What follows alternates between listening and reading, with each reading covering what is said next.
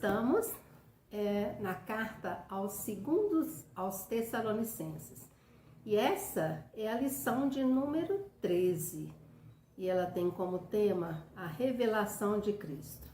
Vamos então ler 2 aos Tessalonicenses 1, versículo 10. E diz o seguinte: quando vier para ser glorificado nos seus santos e para se fazer admirável naquele dia em todos os que creem. Essa carta, meu querido aluno, né?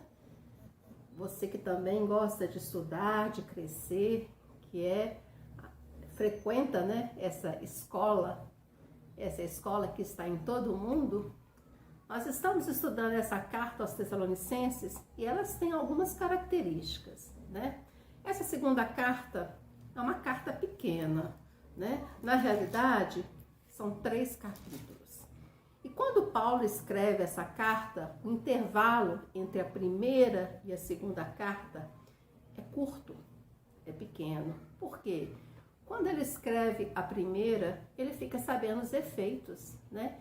E alguns mal entendidos, algumas falas, e aí ele pega e escreve a segunda carta. E nessa segunda carta, a gente observa alguns temas, né? A gente observa que Paulo tem algumas preocupações quando escreve essa carta curta, mas extremamente significativa. Quais são esses temas? Trata do seguinte: encorajamento diante das tribulações. Aquela comunidade passava por muitas perseguições, né? Por muitos conflitos. E Paulo encoraja, né? Paulo fala, sigam adiante, né? O alvo é Cristo. Um outro aspecto dessa carta, Paulo fala o seguinte: olha, vocês têm no seu dia a dia, na caminhada de vocês, responsabilidades. Vocês não podem parar, não. Terceiro tema dessa carta, né? Paulo fala, né, que a gente observa aqui, a expectativa da volta de Cristo. Porque na realidade aquela comunidade estava extremamente ansiosa com a volta de Cristo, extremamente preocupada. E alguns achavam que Jesus já tinha voltado. Então Paulo aqui vai o quê? Esclarecer, né? Vai informar. E o quarto aspecto dessa carta, Paulo realmente vai esclarecer mal entendidos. A gente observa que nessa carta é como se fosse, né, Paulo é uma casa, né, que foi feita, que foi construída, né, e quando a pessoa chega, né, quando a pessoa que é responsável chega, né, ela percebe que há alguns detalhes que podem ser consertados, alguns detalhes que podem ser aperfeiçoados. A casa é muito bonita, né? Mas há algo mais a ser feito.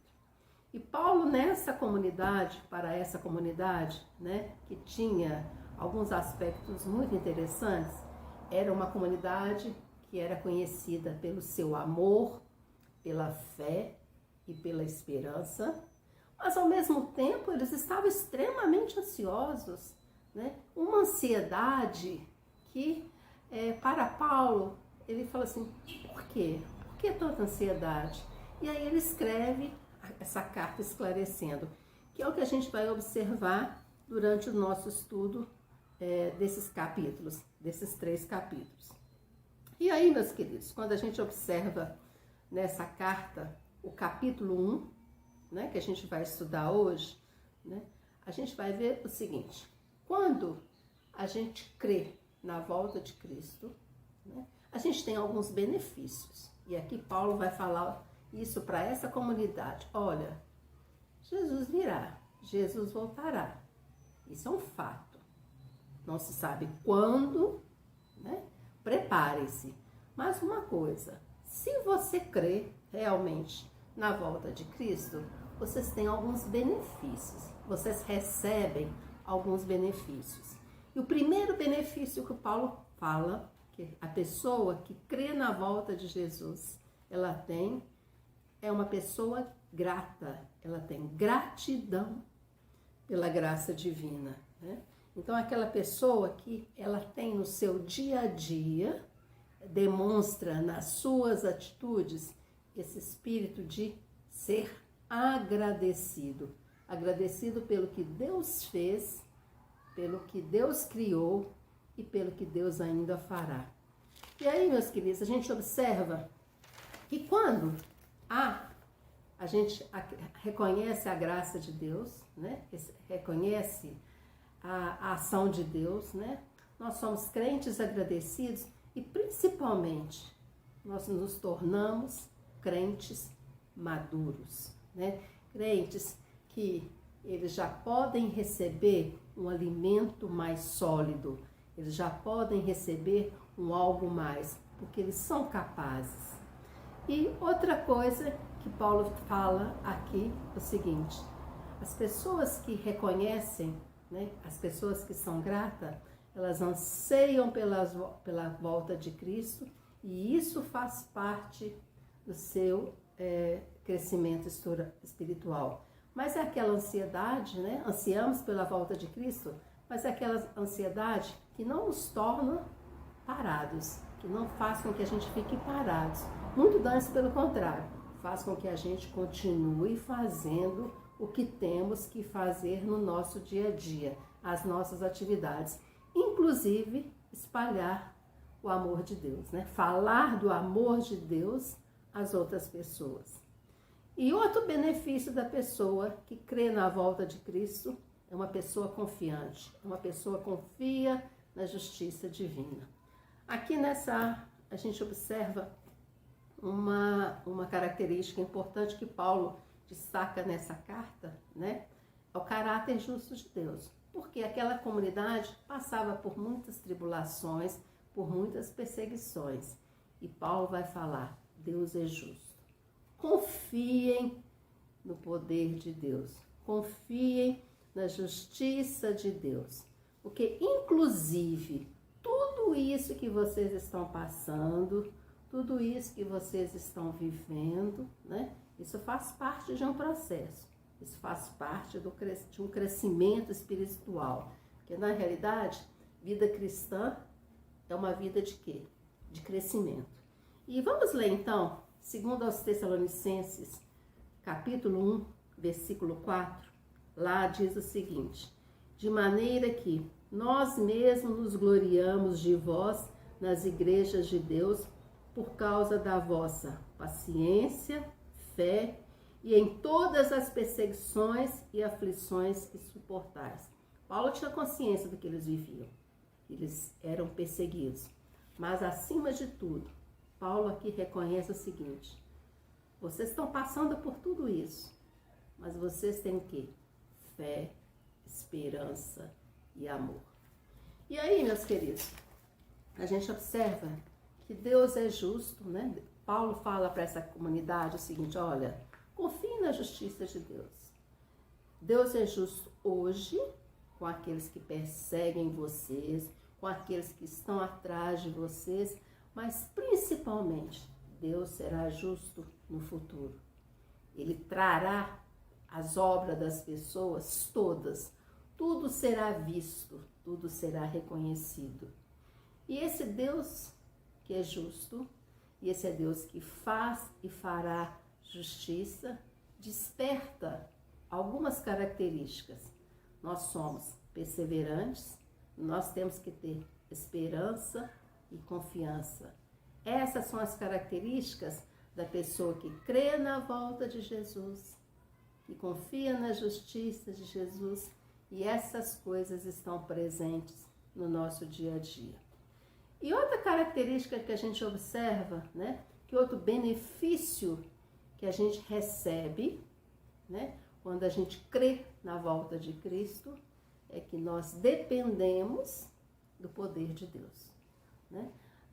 Todos os nossos atos, o nosso dia a dia está nas mãos de Deus, né?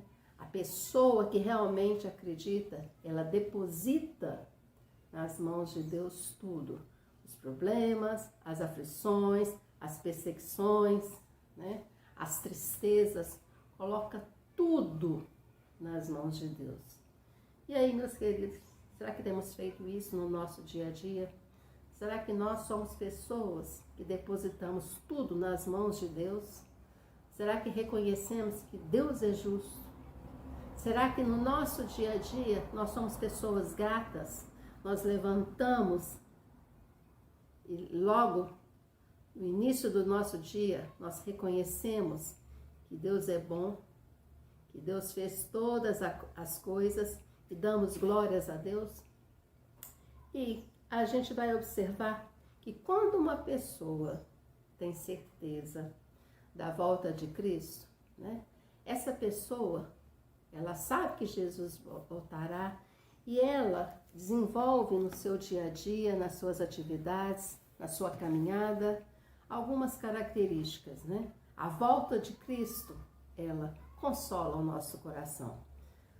Tudo isso que nós estamos passando, inclusive essa pandemia, nós sabemos que há algo melhor para nós, né? Que mesmo que a solução não esteja nesse mundo, mesmo que a saída não esteja aqui neste mundo, há algo muito melhor para nós nos esperando. A esperança, quando a gente fala a esperança de dias melhores, muitas vezes esses dias melhores, eles não estarão aqui, mas estarão, né, quando a gente começar a desfrutar de uma nova vida com Cristo. E quando a gente crê na volta de Cristo, isso transforma o nosso pessimismo. A gente sabe que todas as perseguições, todas as aflições, elas serão transformadas um dia. Que isso vai ter saída um dia. Que isso, um dia Jesus virá e Ele colocará, né? Ele trará à tona todas as situações e tudo isso que foi vivido tem um propósito, tem um motivo. E quando a gente acredita na volta de Cristo, né? Essa certeza da volta de Cristo, ela redireciona os nossos olhos. A gente crê que a gente tem que caminhar, a gente crê que a gente tem que continuar, que não adianta ficar parado, né? E que a gente tem que ter os nossos planos, os nossos objetivos, sabendo que o nosso Jesus virá nos buscar. E a certeza da volta de Cristo também, ela corrige os nossos passos, né? Essa certeza da volta de Cristo, ela faz com que a gente faça uma análise constante do nosso dia a dia, né?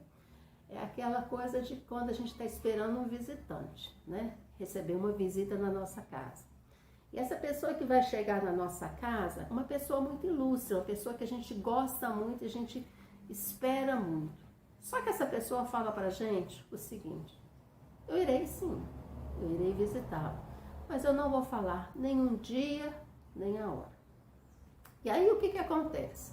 O dono da casa, como espera muito aquele visitante, ele não sabe o dia, o que ele tem que fazer? Ele tem que preparar a casa, deixar a casa sempre pronta, sempre limpa, sempre arrumada, mas o dono da casa, ele tem que continuar a fazer as suas coisas. Ele tem que levantar, né, todo dia com aquela esperança, com aquela expectativa, mas ao mesmo tempo sabendo que os seus afazeres, eles devem ser desenvolvidos. As coisas que ele tem que fazer no seu dia a dia, ele tem que fazer, né? E essa volta de Cristo, ela também tem uma outra característica. Ela realinha as nossas expectativas. Ela faz com que a gente tenha sempre um novo olhar. Que sempre haja em nosso coração a esperança. E essa fé, essa crença, é isso que a gente acredita, que traz esses benefícios para o nosso dia a dia. Que benefícios são esses que nós temos e que Paulo fala aqui para essa comunidade? Olha, vocês têm alguns benefícios, né? Que benefícios são esses?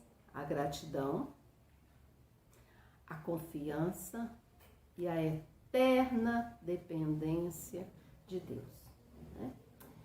E quando a gente espera a volta de Cristo, e é o que Paulo fala para essa comunidade o seguinte: olha, não fiquem ansiosos não, ele vai voltar.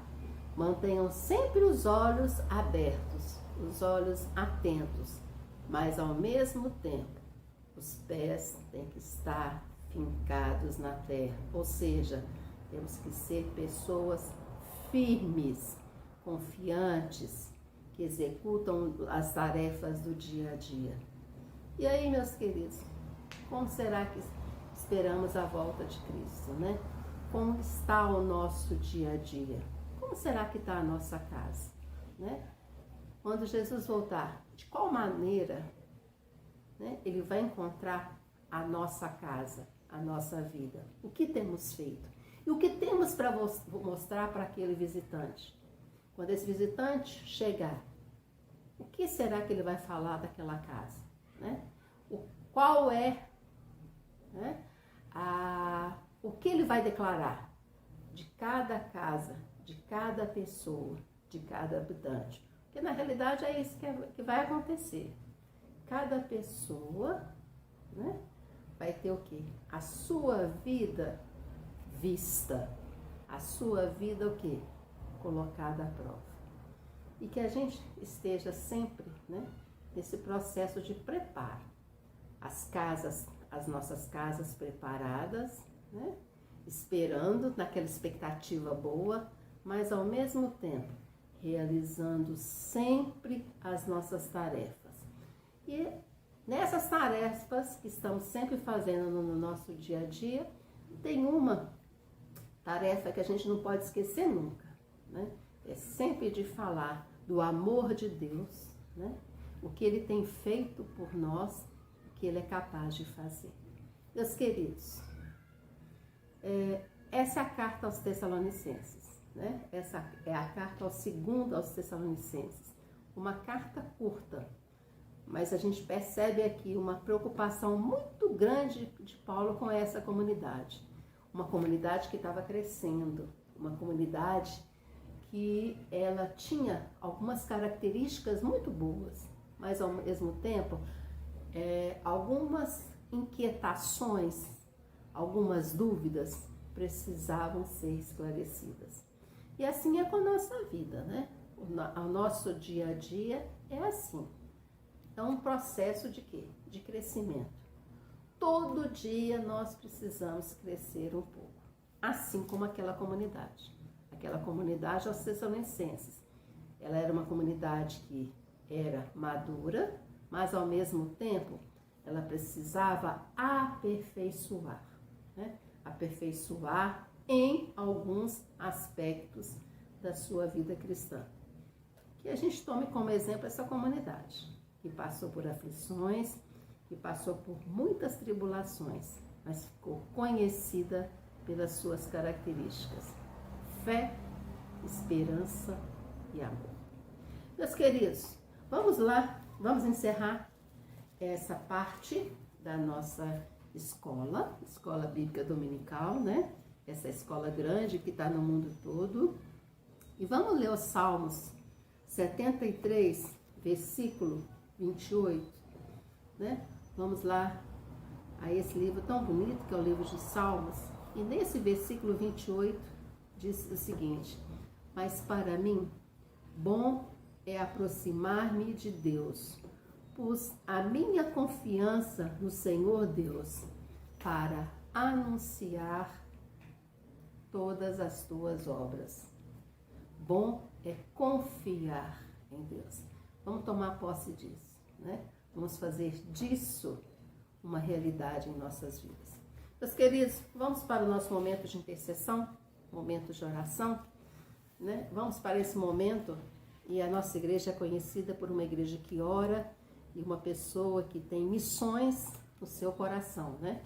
E vamos orar, vamos começar agradecendo pela nossa vida, pelas vitórias que já temos alcançado, pelas bênçãos que temos alcançado nessa caminhada que tem sido tão difícil. Vivemos dias extremamente difíceis, mas Deus tem nos abençoado, Deus tem nos fortalecido e Ele tem mostrado a cada dia o seu poder.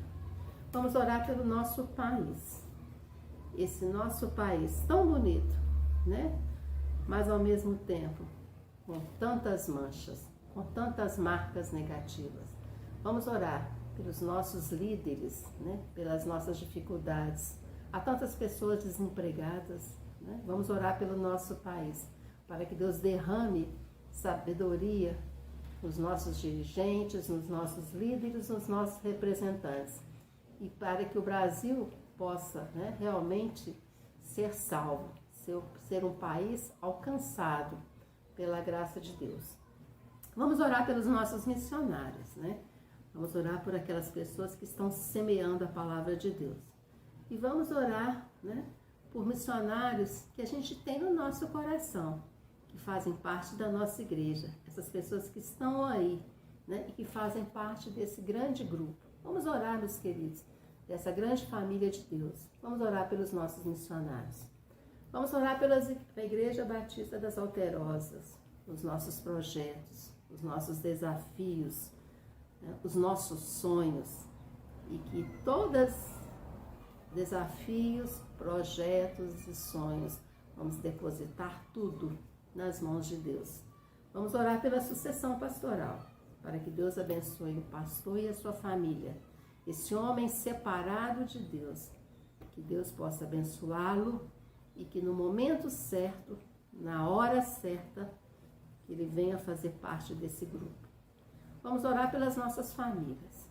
As nossas famílias têm passado por muitas tribulações, por muitas dificuldades, por muitas perseguições, mas vamos interceder, vamos depositar no altar de Deus as nossas famílias. Vamos orar pelos nossos idosos, pelos enfermos, por essas pessoas que necessitam de um carinho especial, de uma atenção especial da nossa igreja. Vamos orar, meus queridos, pelos dízimos, pelas ofertas, pelas pessoas que estão fazendo e por pessoas que estão tendo muita dificuldade em fazer, para que Deus esteja abençoando as pessoas. E vamos orar, meus queridos, pelos nossos projetos, né? Aquilo que a gente tem nos nossos corações, aquelas coisas que todo dia fazem com que a gente levante, né? E parta para mais um dia. Vamos orar pelos nossos sonhos, e que esses sonhos possam estar de acordo com a vontade de Deus. Meus queridos, até breve. E estamos aí na carta aos Tessalonicenses. Até breve.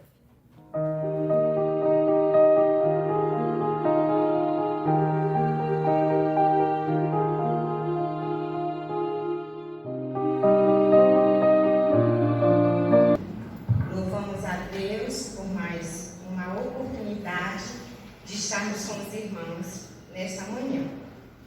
Nós estamos em plena campanha de missões nacionais e no próximo domingo nós vamos fazer uma dinâmica com a igreja que hoje a gente vai deixar até por conta do horário. Mas vamos recitar então o nosso tema da campanha de missões nacionais, um tema que eu já falei aos irmãos, que eu acho que é muito bonito, muito sugestivo para a nossa atual situação. Vamos lá? Jesus Cristo é a única esperança. Pode ser mais forte. Vamos lá? Jesus Cristo é a única esperança. Vamos recitar a nossa divisa, que se encontra em Atos 4:12. Não há salvação em nenhum outro, pois debaixo do céu não há nenhum outro nome dado aos homens pelo qual devamos ser salvos. Eu vou só ler aqui uma história. Acabei de receber a revista aqui do irmão, mas essa história é muito interessante. A esperança chegou para Ronaldo. O jovem pai de família, Ronaldo Pereira, viveu uma experiência de cuidado de Deus que renovou a sua esperança. Morador de uma comunidade quilombola, no sertão da Bahia, ele desenvolveu insuficiência renal crônica e necessitava realizar hemodiálise 3 vezes por semana. Afastado dos grandes centros, Ronaldo precisava viajar. Eu me perdi aqui, irmão, que mãe está aqui e está lá, né? Meu filho. Precisava viajar 4 horas até chegar ao hospital e normalmente não consegue retornar para casa no mesmo dia. Mesmo com seu problema de saúde, não hesitou em começar logo após aceitar Jesus Cristo como seu Salvador, ele não hesitou em começar em uma igreja, em sua casa e discipulado pelo missionário pastor Radisson Medeiros, que se tornou um líder.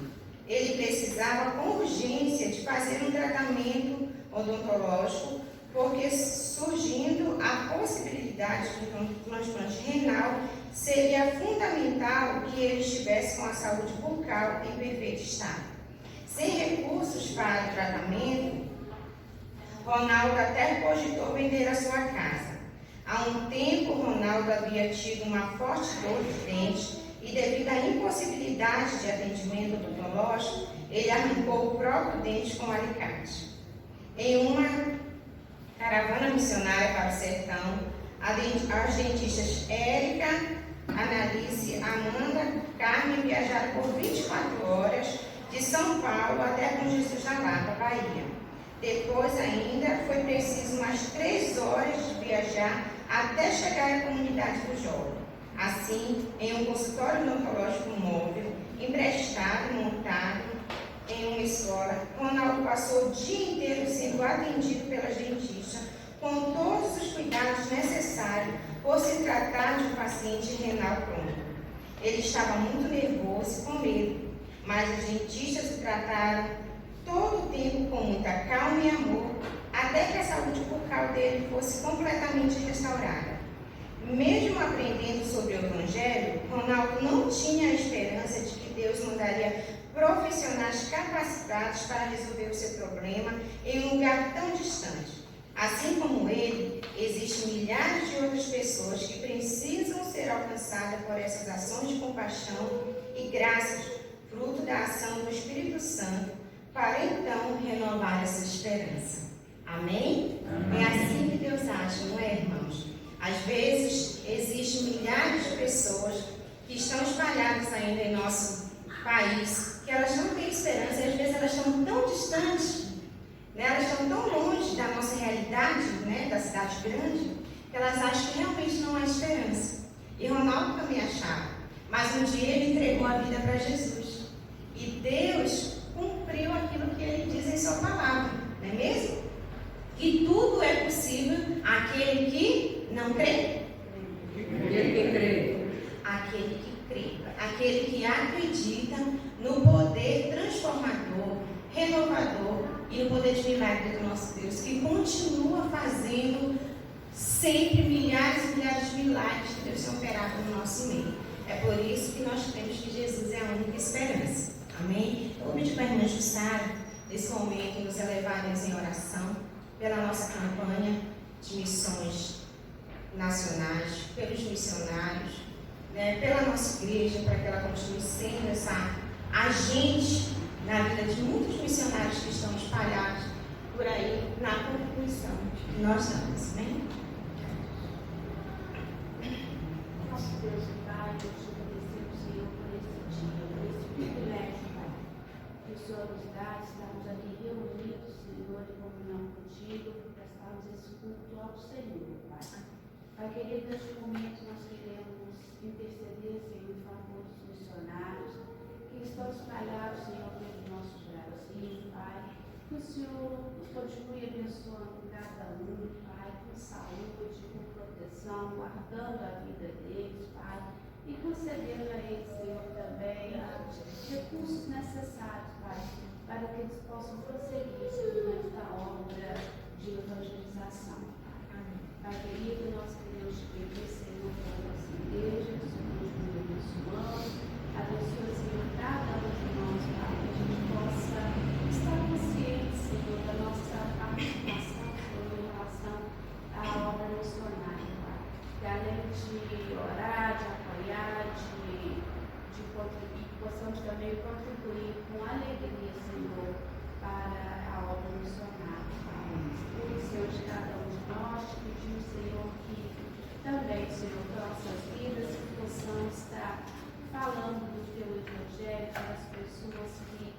conosco estão, Pai. Que possamos aproveitar bem as oportunidades, Senhor, para levar a tua palavra. Ajude-nos, Senhor, a testemunhar de ti, Senhor, para aqueles que conosco ouvem.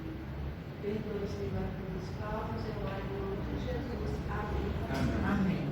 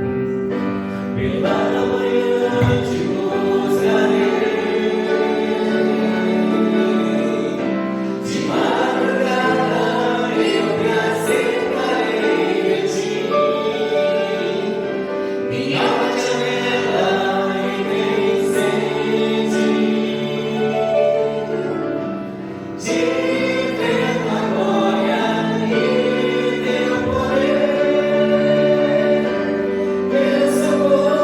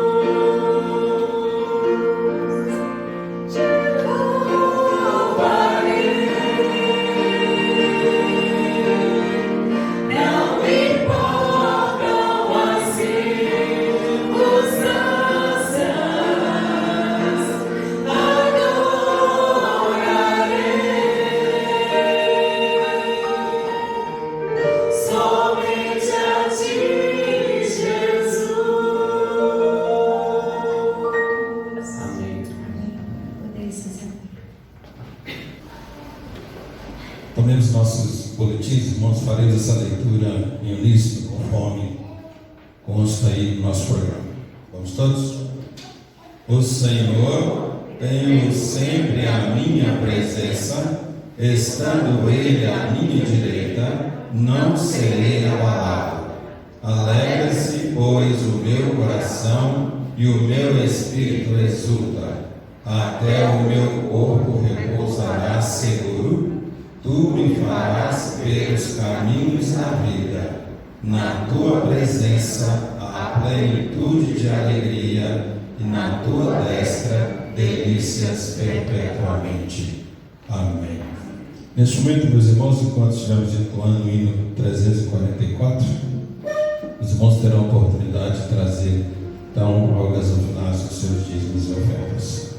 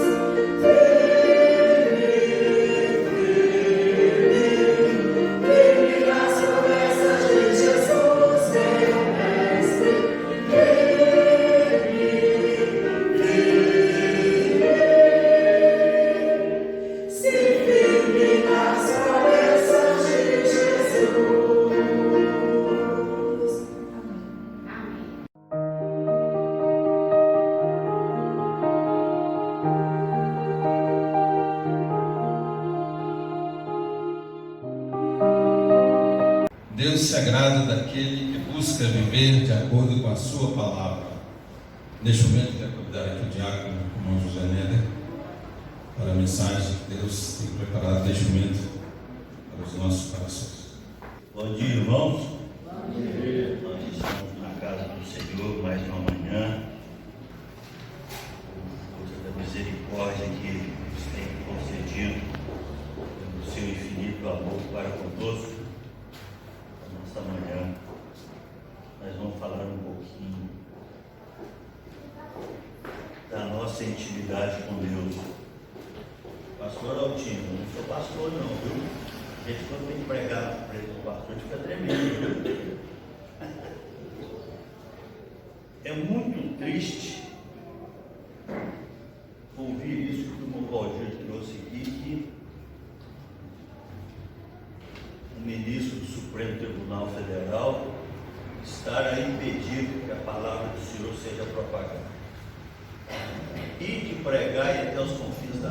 onde é que fica a expressionismo? Nós temos que colocar nosso joelho no chão e orar por isso. Nós temos que pedir aos nossos irmãos que são evangélicos, que estão no Congresso Nacional, que adotem providência com referência a isso. Porque nós temos a Constituição, que é a lei maior dos homens no Brasil, que nós temos que respeitar, segundo a palavra de Deus, mas acima de tudo, nós temos que respeitar a própria palavra de Deus. Então, quando há essa violação à palavra de Deus, por que o homem tem que respeitar a lei dos homens também? Se não respeita a lei maior que é a palavra de Deus, não há razão, não há motivo para que a gente respeite a própria Constituição Federal. Então, nós estejamos realmente orando por isso, para que o Senhor possa tocar no coração desse magistrado e ele possa mudar de opinião. Eu convidaria os irmãos a abrir sua Bíblia nessa manhã, no livro de Gênesis, capítulo 39.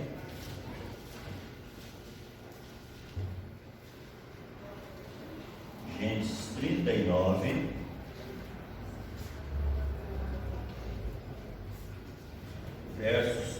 Inicialmente, versos 2 e 4.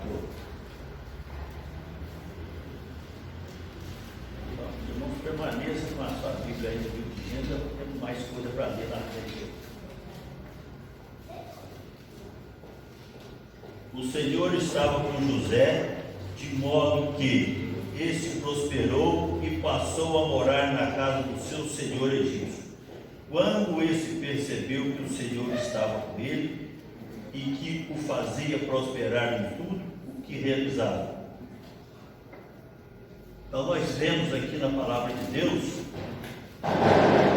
quando nós estamos junto com Deus, tudo que fazemos prospera. Vamos orar? Senhor Deus, estamos na Tua presença nessa manhã, te prestando esse culto de gratidão a Ti, Senhor. Queremos te dar graças por essa possibilidade. Mas neste momento, Senhor, eu quero te pedir que Tu esteja me usando para que a Tua palavra seja dita segundo a Tua vontade, Senhor. Abençoa-nos, não deixe que eu transmita nada que não seja da Tua vontade. Fica conosco, abençoa-nos em tudo que fizemos nesta manhã. É a minha oração em nome de Jesus. A vida de José, filho de Jacó, está relatado lá em Gênesis, no capítulo 37, do capítulo 39 a 50. É muito ensinamento para nós, cada um de nós, neste momento, principalmente no Brasil, as coisas que nós estamos vendo, presenciando, sofrendo muitas vezes na pele.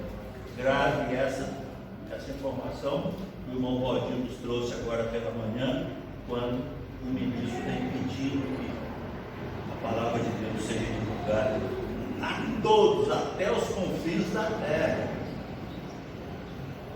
Então nós vamos examinar hoje aqui algumas qualidades que José detinha quando ele foi vendido como escravo para o Egito. Então, os senhores, no texto que lemos, o Senhor estava com José, de modo que este prosperou. O que vem a ser essa intimidade com o Senhor? É estar diante de Deus totalmente despojado de qualquer pretensão, de qualquer egoísmo, de qualquer vaidade que a gente possa ter. Todo ser humano tem.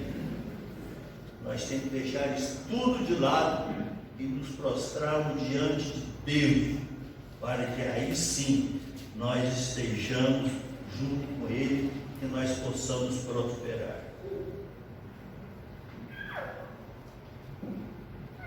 Estar totalmente diante de Deus implica também em não ter vontade própria. É assumir a vontade que Deus tem para cada um de nós. Nós não podemos nos confrontar a nossa vontade com a vontade de Deus, senão nós não estaremos com Ele e nem nos prosperaremos. A intimidade com Deus é um fundamento indispensável para construir uma vida de excelência. Nós não podemos ter uma vida de excelência se não tivermos essa intimidade, essa proximidade, esse calor de Deus em nossas vidas. No caso, José foi abençoado quando ele estava servindo como escravo na casa de Potifar. E Potifar percebeu tudo que José falava do Deus dele, que ele fazia. Deus o abençoou. E o Potifar percebeu que o Deus de José era o Deus verdadeiro. E nós sabemos na história que os egípcios adoravam uma infinidade de deuses. Mas o Potifar percebeu que o Deus de José era diferente. Não via, não tinha nome, mas ele estava com José. Essa intimidade, essa proximidade de José se entregando totalmente a ele, em decorrência daquilo que ele havia aprendido junto da presença de Jacó, seu pai. Mas José não tinha só intimidade com Deus, ele tinha uma integridade fantástica, pura, integral, junto com Deus. Lá em Gálatas 37, verso 2, quem encontrar pode ler para mim. Era Gênesis 37, verso 2. Quem encontrar pode ler, por favor. Esta é a história da família de Jacó. Quando José tinha 17 anos, pastoreava os rebanhos com seus irmãos. Ajudava os filhos de Bila e os filhos de Zilpa, mulheres de seu pai, e contava ao pai a má fama deles. Pois é. Naquela época, Jacó tinha 107 anos de idade, e dentre os irmãos Rubens era o mais velho, tinha aproximadamente 29 anos, e o mais novo, Benjamim, deveria ter na faixa de 7 a 8 anos, e os demais nessa faixa de 18 a 28 anos aproximadamente. Mas os irmãos de José eram muito imprudentes, intempestivos, faziam coisas que desagradavam a Deus. E José não se misturava com os irmãos em decorrência dessas coisas que eles praticavam. Mas José levava essas informações ao seu pai. Ele se manteve totalmente compromissado com as lições que ele havia aprendido sobre Deus. Tanto que lá em Gênesis 39:9 diz: ninguém desta casa está acima de mim. Ele nada me negou, a não ser a senhora, porque é a mulher dele. Como poderia eu então cometer algo tão perverso e pecar contra Deus? Isso quando a mulher de Potifar tentou seduzir José. O José tinha tanta autonomia dentro da casa que a única coisa que ele não poderia tocar seria na mulher de Potifar. Potifar entregou tudo na mão dele, acreditou em tudo, entregou na mão dele, só não poderia mexer com a mulher dele, com a mulher de Potifar. E ele, quando tentaram seduzir, ele resistiu a isso. Ele negou-se a atender à sedução do seu amo, porque é que confiava nele. Esse homem não, seu senhorio. Então, essa integridade, José manteve-se inerte, manteve-se efetivo o tempo todo. O que vem a ser essa palavra integridade? No Antigo Testamento significa a condição de ser sem defeito, ser perfeito, ser sincero, ser sólido, agir com retidão e com inteireza de coração. Já no Novo Testamento significa honestidade e aderência a um padrão de boas obras. E aonde nós vamos buscar a perfeição da integridade? Em Jesus Cristo. Em Jesus Cristo nós encontramos a perfeição da integridade. Hoje, nós olhamos o mundo que nós vivemos, aqui Brasil que nós vivemos, encontrar uma pessoa, um cidadão, onde ele tem que servir a Deus e abdicar de qualquer coisa do mundo, dos costumes, é a coisa mais difícil que tem. Porque o homem, pela sua natureza, é pecador. Então, o homem ambicioso, é vaidoso. A palavra de Deus fala que ele tem que se abrir mão de tudo isso e se entregar para que haja essa intimidade, essa integridade junto a Deus. Viver com integridade é seguir o exemplo de Cristo. E só podemos viver com verdadeira integridade pelo seu poder, que Ele graciosamente e livremente dá a todos os seus. Eu costumo dizer que Deus não desampara aqueles que são seus. Então, viver com integridade é seguir o exemplo de Cristo. E só podemos viver com verdadeira integridade pelo seu poder, que Ele graciosamente e livremente dá a todos os que são seus. Isso nós podemos ver lá em Filipenses 1:6. Vamos ver. Aqui Filipenses 1:6. Filipenses 1:6. Para que o louvor da sua glória, da sua gloriosa graça, a qual nos deu gratuitamente no amado. Então nós só vamos ter a nossa integridade quando nós estamos íntimos de Deus e nos abrimos mão de qualquer pretensão, conhecimento, de vaidade nossa, e deixamos que Deus haja em nosso coração, em nossa vida. Alicerçado em sua intimidade com Deus, em sua integridade, José começou a construir a sua vida. Irmãos bem sabem, é uma história que todo mundo comenta, inclusive a TV Record está passando o livro Gênesis, agora está passando, me parece que a parte de José está na casa de Potifar, essa fase da novela Gênesis. E José começou a preparar para a sequência da sua vida alguns elementos que ele achava necessário para manter essa integridade e essa intimidade com Deus. Primeiro, a obediência. Lá em Gênesis 37, verso 13, diz o seguinte: Israel disse a José: como você sabe, seus irmãos estão apacentando os rebanhos perto de Siquém. Quero que vá até lá. E ele respondeu: sim, Senhor. E foi, ele obedeceu. Quer dizer, a obediência ao que o pai dele estava mandando ele fazer. Da mesma forma, ele obedecia a Deus sem questionar nada em contrário. Obediência é abrir mão da nossa vontade pessoal para que seja feita a vontade de Deus Pai em nossa vida.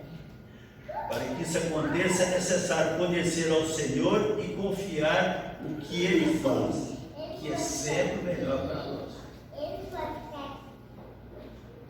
Mas José não era só obediente, ele era um homem que tinha sonhos também na sua vida. E aí nós sabemos de 2 sonhos dele que aumentou a ira dos irmãos contra ele. Está lá em Gênesis 37, versos 7 e 9. Estávamos amarrando os feixes de trigo no campo, quando o meu feixe se levantou e ficou em pé, e os seus feixes se juntaram ao redor do meu e se curvaram diante de mim. Tive outro sonho, desta vez o sol e a lua e 11 estrelas se curvaram diante de mim. passagem bíblica, quando José disse aos seus irmãos, aumentou-se a ira dos irmãos contra ele, que ele já vivia, já mais longe dos irmãos, só olhando de longe para informar o pai o que acontecia, porque os irmãos achavam que ele não poderia conviver com ele por causa das coisas erradas que eles faziam, e ele não se misturava a esse irmão. Eles propuseram inicialmente matar a José e posteriormente jogar ele em um poço e em seguida o vender como escravo para o Egito.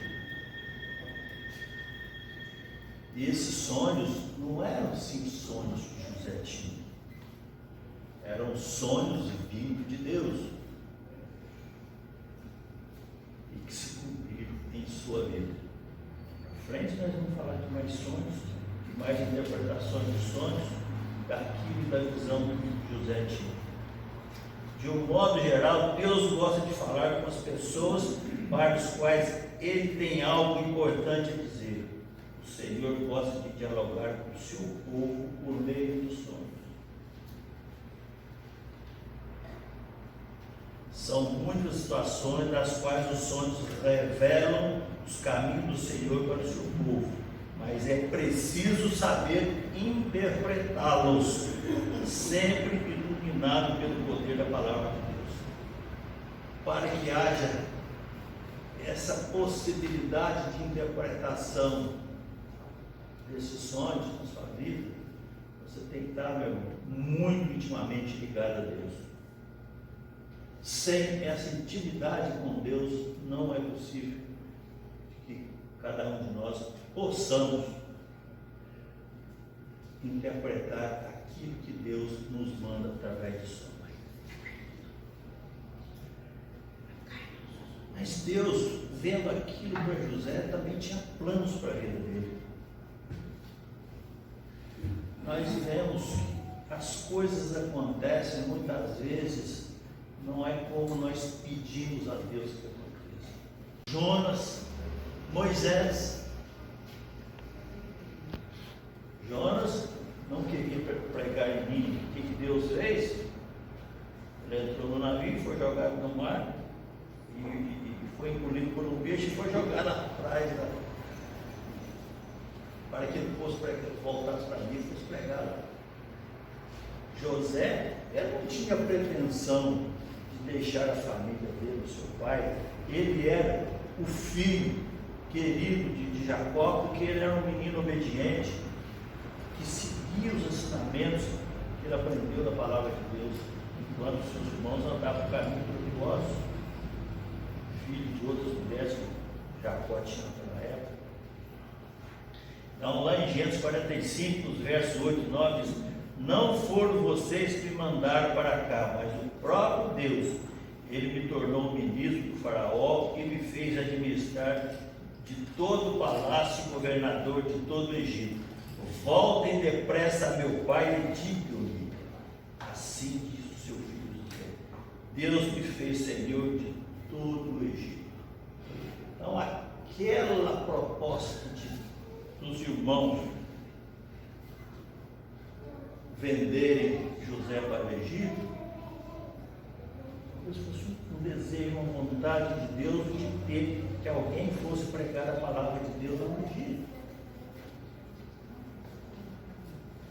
E José foi. Não era vontade dele, mas ele aceitou isso. Ele era obediente, ele aceitou. Passou por uma série de sabor, tristezas, angústias, sofrimentos, preso, mas em momento algum ele se distanciou dos ensinamentos que ele recebeu e se manteve íntegro com essa intimidade com Deus. É impressionante como Deus cuida do seu povo. A história bíblica nos traz relatos impressionantes da fidelidade e do amor do Senhor. Ele é um verdadeiro Pai que cuida de cada um de maneira única e singular, sempre pensando em nosso benefício e daqueles que nos cercam. Os planos de Deus para José e sua família era de torná-los prósperos, como José não se tornou. Como José se tornou governador, toda a família, aliás, se José não se tornasse governador do Egito, toda a família poderia morrer de fome. Porque os irmãos sabem, conhecem a história, que faltou alimento naquela região por longos anos. Paremos um pouco agora e pensemos na luta, nos problemas que você está passando no seu dia a dia, nesse momento. Pode ser uma luta visível ou pode ser uma luta do seu interior. E como nós passamos por isso? E como nós temos dificuldades? Como nós temos dúvidas do que fazer? Como proceder? Como fazer? Eu devo fazer? Eu posso fazer? São questões que a gente tem que colocar no nosso dia a dia, quantos problemas, os desafios nós estamos passando. Agora esse mês que eu estou terminando, falando sobre o suicídio, né? Tem infinidade de gente suicida nesse país, no mundo todo, é uma loucura. Por quê? Tem dificuldade, foi muito difícil, desesperado, não sabe o que fazer, não sabe onde buscar esse socorro. Acaba, infelizmente, dando sua própria vida. Por maior que seja o seu problema, por maior que seja a sua luta, a sua dor, por mais adversa que seja a sua situação, veja sempre uma luz no final do túnel. Veja que o plano de Deus para a sua vida, Ele quer lhe colocar em um lugar alto, lhe dar dupla honra no lugar da vergonha e lhe ser para se fazer triunfar perante aqueles que os perseguem.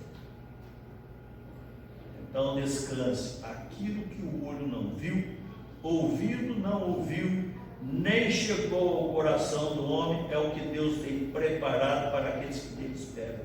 Está lá em 1 Coríntios 2, verso 9. Então nós podemos realmente buscar esse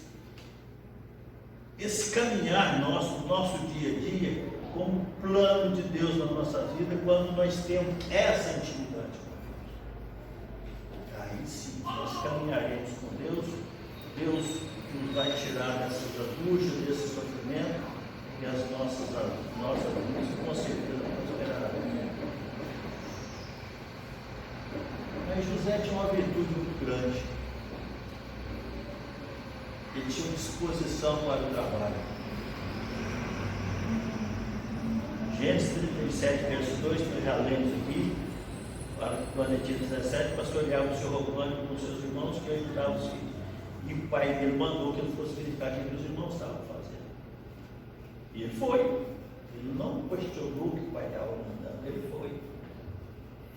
Ao ser ensinado sobre Deus, guardou as palavras em seu coração. Lá, enquanto escravo no Egito, ele chorava muito, suas angústias, mas ele não deixava de fazer, cumprir com as suas obrigações. A adversidade vem das nossas vidas para nos provar, nos ensinar um caminho diferente daqueles que estamos acostumados a viver, como um terremoto. Tudo balança, sai do lugar, mas não podemos desistir de continuar a nossa caminhada. Nós tropeçamos. A palavra de Deus fala que nós passaremos por aflições em nossas vidas. Isso nós passamos a todo instante. O mais próximo nós estejamos de Deus, o mais íntimos que nós estejamos de Deus, nós passamos por atropelos. Até mesmo se não fosse assim, a palavra de Deus não seria verdadeira, porque Ele falou que isso aconteceria com cada um de nós.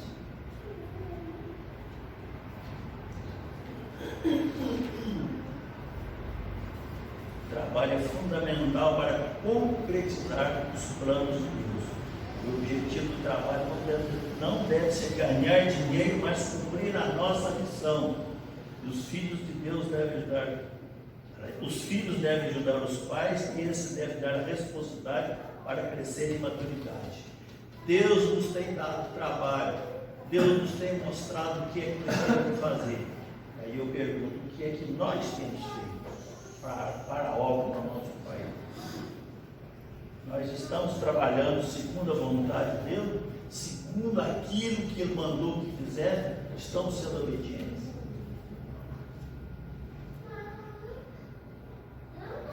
Ao se deparar com uma empresa de grande volume, eu estou conversando com o irmão Bandiel, ele está com uma proposta que apareceu aí, e ele está sofrendo para decidir sobre isso.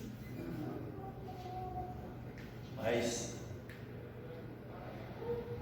o negócio pode ser vantajoso para um lado, mas pode ser ruim para o outro. Então ele tem que buscar essa intimidade com Deus, para que Deus mostre qual é o melhor caminho que ele tem. José nos deixou algumas lições. Primeiro, a gente tem que ter uma informação estratégica para nossas vidas. Nós temos que ter planejamento. Nós temos que ter paciência. Nós temos que ter liderança. E nós temos que ter organização. Senão, não adianta nada eu querer fazer as coisas. Se eu não tiver isso, eu não vou ter capacidade para administrar. Mas José tinha mais. José tinha fé e tinha coragem. Quando José foi trazido à presença de Faraó, e esse lhe disse para interpretar seu sonho, disse-lhe José, está lá em Gênesis 41, verso 16, respondeu José a Faraó, isso não depende de mim, mas Deus dará ao Faraó uma resposta favorável. Por aquele sonho que o Faraó falava das vacas gordas e das vacas magras, e que o colega dele anunciado lá, a profissão dele, padeiro, né? Padeiro, estava na cela, e que falou que lá na cela tinha, na prisão, tinha alguém que pudesse interpretar o sonho do Faraó. E aí procura agora Faraó um homem criterioso e sábio, e coloca no comando da terra do Egito. O Faraó também deve estabelecer supervisores para recolher 1/5 da colheita do Egito durante os 7 anos de fartura. Está em Gênesis 41, verso 33 e 34. Então ele interpretou o sonho das vacas gordas e vacas magras do Faraó. E obviamente, buscando o conhecimento que ele tinha da palavra de Deus, dessa intimidade que ele tinha com Deus, que a vida dele prosperava com essa intimidade. E o Faraó não teve dúvida. Mas se você soube interpretar meu sonho, ninguém é melhor do que você para colocar isso em prática. E ele foi escolhido para ser governador do Egito. A história todos os irmãos conhecem. Não vamos adentrar nela, porque não é o tópico agora da mensagem desta manhã. A nossa mensagem é intimidade com Deus, integridade com Deus. Mas José tinha um coração bom.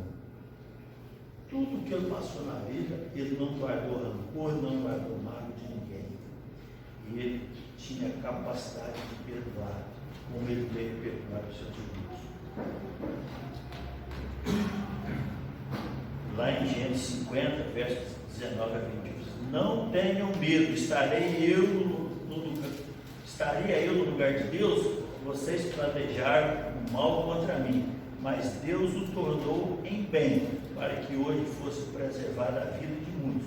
Por isso, não tenham medo, eu sustentarei vocês e seus filhos. E assim os tranquilizou, lhes falou amargamente.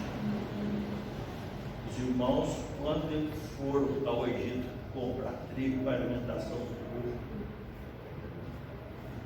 de Jacó, da família de Jacó, e José tomou conhecimento, detalhes, caminhar, o primeiro encontro, o segundo encontro, não vamos deixar de lado, vamos focado no ponto essencial, que é do perdão. Aqueles irmãos de José, em tempo algum, se arrependeram do que fizeram e não foram pedir perdão. Mas Jesus os perdoou.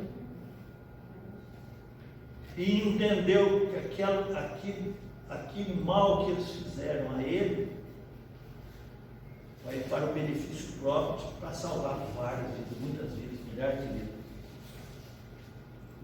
Aquilo que eu falei de Moisés, de Jonas, quer dizer, de Moisés, eu falei de Jonas, não falei de Moisés. Moisés, ele não foi colocado para ser criado dentro do palácio do faraó, não foi por acaso. Tanto que ele conviveu com aquilo, aprendeu todas as artimanhas ali dentro do palácio, mas quando ele tomou conhecimento que ele era um judeu, um hebreu, ele despojou-se de todo o poder que tinha, se tornou um escravo que veio a matar para defender um outro escravo, o povo dele, e que foi enxotado de lá. Deus até nisso, que normalmente um crime dessa natureza seria com morte também. Até nisso, Deus preservou.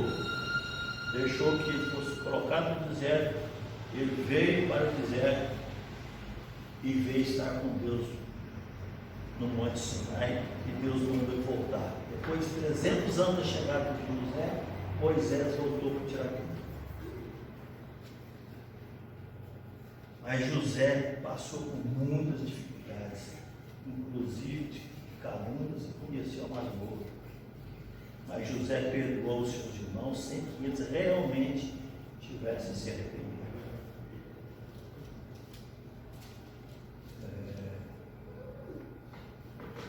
É o caso de José nos perseguidos, nos retribuir, é o que os irmãos pensaram, né? Certamente o mal, com todo o mal que lhe fizemos. No entanto, José agiu de forma errada, os perdoou, falou: vai lá para o nosso pai também. O período de fome será longo, aqui vocês terão habitação, terão alimento para o perdão que a gente dá a quem quer que seja, independente da pessoa se arrepender do ato que fez contra a gente. Por que isso? Porque eu tenho intimidade com Deus. Deus me dá essa oportunidade, nessa intimidade, nessa proximidade, convivência com Ele, de que tudo que eu faço é isso prosperar. Tanto no plano espiritual quanto no lado material. José, mesmo com o perdão que tinha, mas também ele tinha uma visão de falou que um dia morreria, mas ele não gostaria de ficar no Egito. Então ele via que 300 anos depois, ele não sabia quando, mas que aquele povo sairia, deixaria de ser escravo do Egito e voltaria para a terra prometida. E assim foi feito. 3 séculos depois, quando Moisés tirou de tudo do Egito, caminhando pelo deserto, que a história também de Então, Deus quer nos usar, e Ele certamente vai nos dar aquilo que não está bem. E é preciso contar com isso e confiar plenamente em Deus. Façamos então como José. Tenhamos intimidade com Deus. Mantemos-nos íntegros e obedientes, sabendo interpretar os nossos sonhos, entendendo os planos de Deus em nossas vidas, colocando-nos na disposição para o seu trabalho, capacitando para administrar o trabalho que Deus nos tem confiado, mantendo fé e a mesma coragem que José teve e tendo a capacidade de perdoar. Com a nossa visão de futuro, Deus nos dá também, nós façamos a obra que Ele espera e que Ele deixou para que fizéssemos, e pregai até os confins da terra. o Senhor nos abençoe. Meus irmãos, vamos ficar em pé e vamos cantar uma oração, mais de Cristo. Ouvimos falar sobre a intimidade de Deus. A intimidade de ontem, ela não serve para hoje.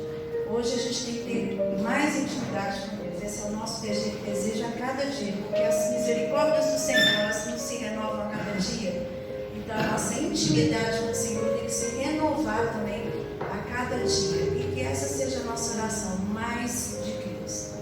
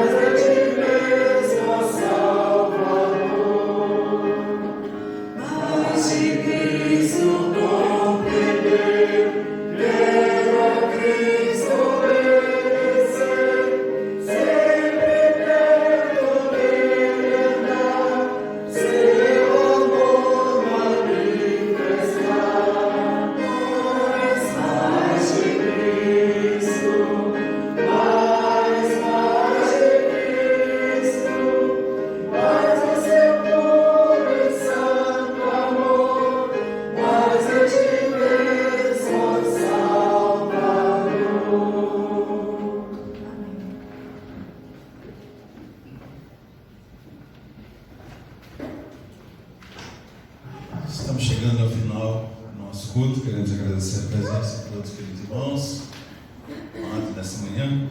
E a Regina está só relembrando que tem que sair do coral. Então, aqueles coristas, por favor, né? Quem sabe. Eu quero pedir nesse momento o pastor Altino que nos encerre com uma palavra de oração. Pastor Altino, encerra uma oração assim, por favor. Senhor nosso Deus, Pai misericordioso, mais uma vez, Pai, nós te louvamos no termo deste dia, te damos graças, agradecendo pela palavra, pelo sangue, agradecendo pelos hinos que todos cantamos, e te louvamos, Pai, pela nossa presença, que o Senhor possa nos acompanhar, para que tenhamos a paz todo esse domingo ainda, Senhor Deus, abençoando a nossa família. E obrigado, então, Senhor, por esse momento. Nós agradecemos, orando em nome do Senhor Jesus. Amém. Amém. Irmãos, pode sentar.